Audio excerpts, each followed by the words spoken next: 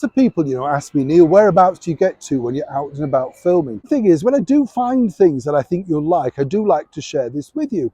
And I wanted to share this particular point because right now, today, I'm in Kensington Park. Beautiful spot, as you can imagine.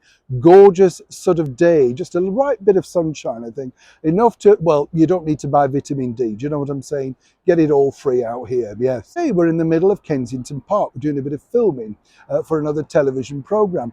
But what's interesting here is I do like to share, as I say, these little bits with you that we find, and then if you do come to London, or indeed you're a bit of a film Hollywood buff, you might be interested in this. Now, this particular image at the side of the screen is now a Hilton hotel. And I think it's called Hilton Bayswater. Now, when I first came to London, it was called the Chorus Hotel. It's been up since the turn of the last century, and an incredible Edwardian piece of architecture built on top of the London Underground Queensway station.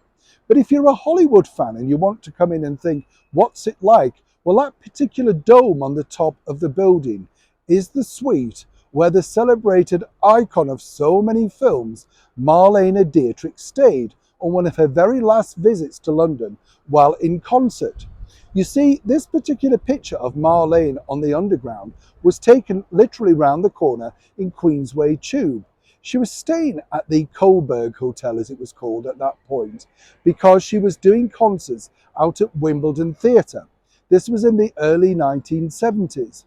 Now, a lot of people were stunned why she was doing it at Wimbledon Theatre, but at the time she was undertaking the concerts herself, hiring the theatres, and that meant she could keep more of the box office. Very savvy was Marlene, you know what I'm saying? But at the same time, can you imagine this? Staying at the hotel was none other than her former director herself, Alfred Hitchcock. That's right, she was in the suite, he wasn't. Now, he was using various locations in and around Kensington for the 1972 epic Frenzy, his final big film, which starred Barry Foster.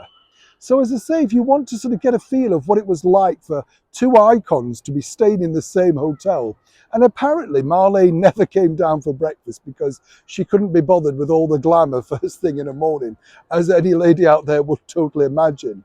Alfred Hitchcock, before going in for breakfast, liked to come into Kensington Park, plot out what he was going to do on that particular film, and then go into the hotel restaurant, sit down.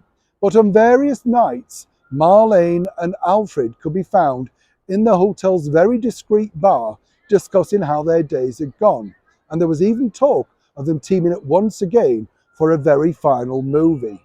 Of course, we never truly know the outcome of what goes on in these personal conversations. But as I say, it's nice to be able to share with you just these odd finds that you find, in and around London when you are filming. And this particular hotel, with all of those people going in it today, all staying in the same rooms, will have had no idea that these two Hollywood icons simply graced the door at possibly their twilight of their career. But more importantly, wouldn't it have been wonderful to be part of earwigging in that particular conversation? As ever, I'd love to know what you think to these particular stories in the comments below. Neil Shawn, Kensington Park, London.